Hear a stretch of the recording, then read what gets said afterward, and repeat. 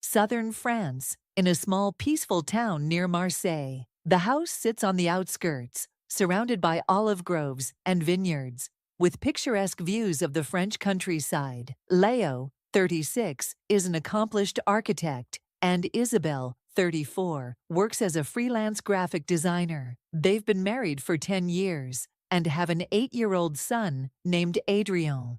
Pierre, Leo's younger brother, is a 32-year-old real estate agent who visits frequently. It was a Thursday evening, late summer, when Leo's world changed forever. He had always been a man of structure, someone who believed that if you followed the rules, life would follow suit. His days were organized: work, family, a bit of relaxation in the evening. He had his dream job, a beautiful family, and a cozy home, surrounded by the gentle charm of the French countryside. But behind the picture-perfect life lurked a shadow he never saw coming. That evening, Leo was supposed to attend a client meeting that would stretch well into the night. His career as an architect had been demanding lately, but Isabelle, his wife, had always been supportive. She often joked about how their house was his first project, given how meticulously he had designed it from the ground up. Every detail of their home reflected Leo's touch, from the polished oak floors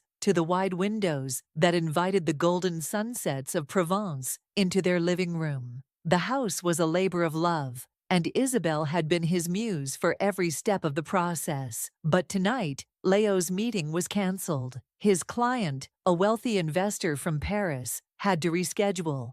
Leo smiled at the thought of an unexpected evening at home with his family.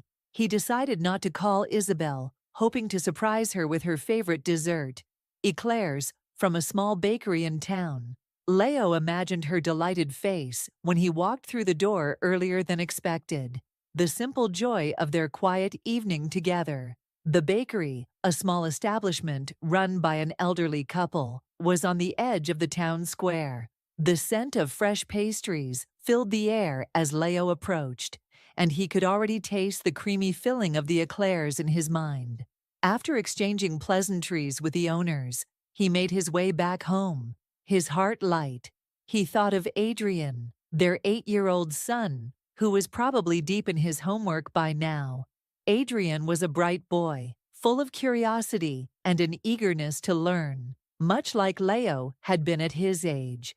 Leo couldn't wait to sit with him and go over his school projects, as he often did after dinner. As he neared the house, Leo noticed something odd: a car parked just down the street. It looked familiar: his brother Pierre's silver sedan. Pierre had been visiting frequently over the past few months. At first, Leo was glad to see more of him. Their bond had always been close. Pierre was charming, outgoing, and a natural flirt, but Leo never thought much of it. They were brothers, after all. Leo brushed off the thought. Pierre probably dropped by for a chat, or maybe to help with something around the house. He hadn't mentioned any plans to visit, but that wasn't unusual. Pierre was spontaneous, often arriving unannounced. Leo didn't mind, and Isabelle seemed to enjoy Pierre's company too. They often laughed together, shared jokes that Leo sometimes missed, but he assumed it was just harmless sibling-like banter. Opening the door quietly, Leo stepped into the hallway. The house was unusually quiet. He could hear the faint ticking of the clock in the kitchen and the soft rustling of papers from Adrien's room.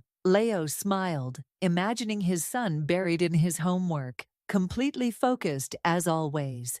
He set the pastry box down on the kitchen counter and paused. There was something unsettling about the silence. The house felt off.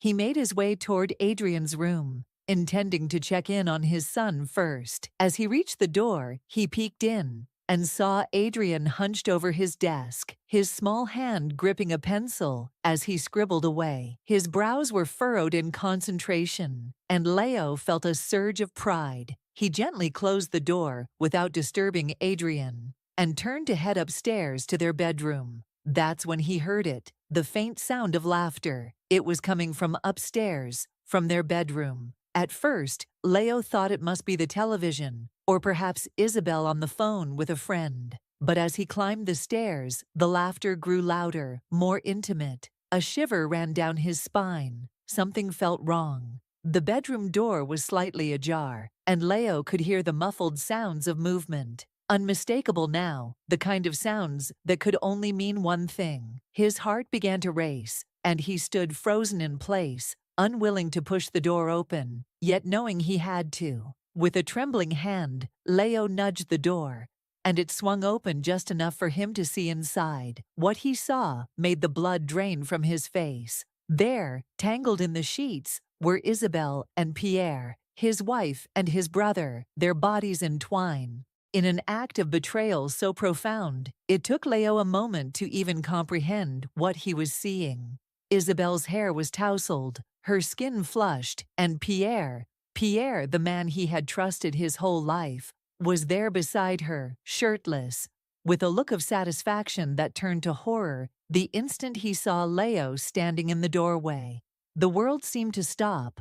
The room spun around Leo, and he felt as though the ground had been ripped out from under him. The box of eclairs slipped from his hands, crashing to the floor with a dull thud, the pastries spilling out in a mess of cream and chocolate. Forgotten in the chaos of the moment, Isabel gasped, pulling the sheets up to cover herself, her face pale and wide-eyed with shock. "Leo," she whispered, her voice trembling.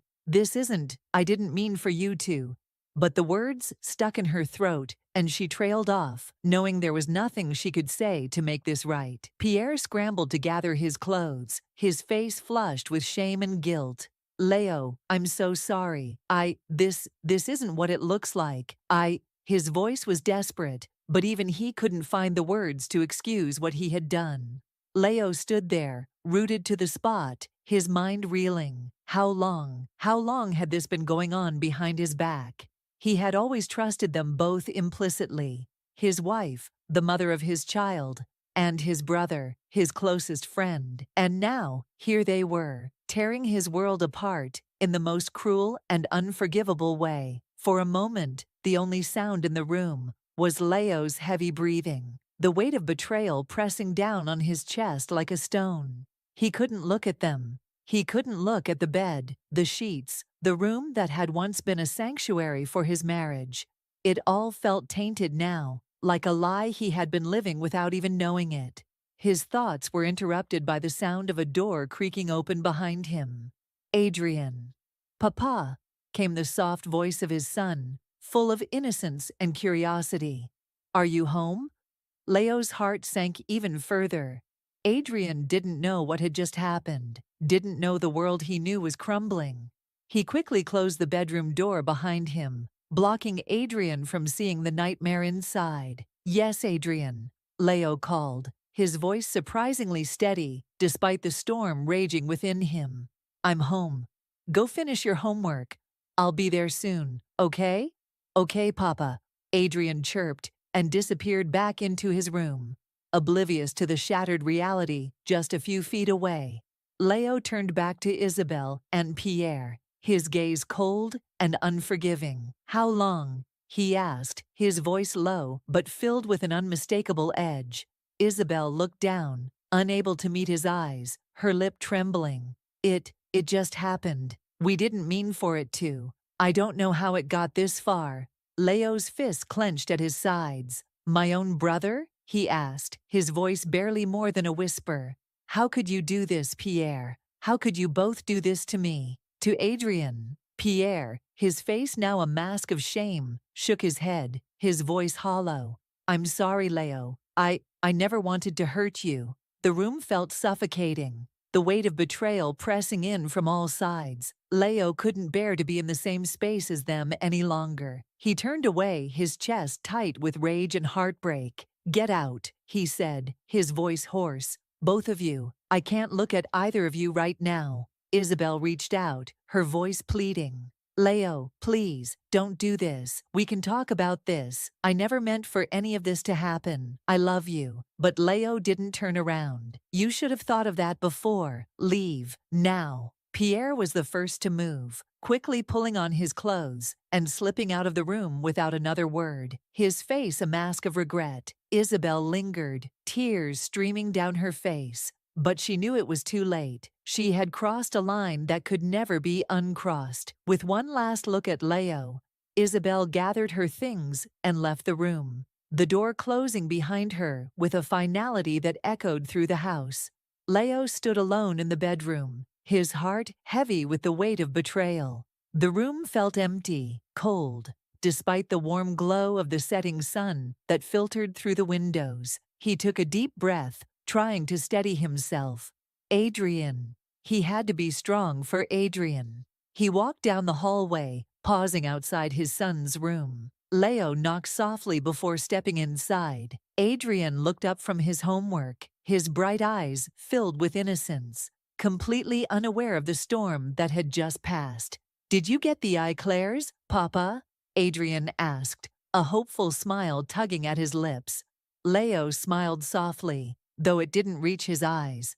"I did, but we'll have them later. Let's finish your homework first, okay?" Adrian nodded enthusiastically and returned to his work, completely content in the small bubble of his world. Leo sat beside him, helping him with his math problems, though his mind was far away, lost in the wreckage of what had just happened. He knew that life would never be the same, that trust once broken was almost impossible to rebuild. But for now, he had to focus on what mattered most. His son. Adrian was his anchor in the storm, the one thing that kept him grounded when everything else had fallen apart. Conclusion. Thank you for joining me on this emotional journey of betrayal, heartbreak, and resilience. How would you handle such a devastating discovery? Have you ever experienced something similar? Let me know your thoughts in the comments below. Don't forget to like, share, and subscribe for more gripping stories that explore the complexities of relationships and life. If you have any questions about the story or want to share your insights, feel free to drop them in the comments. I'd love to hear your perspective.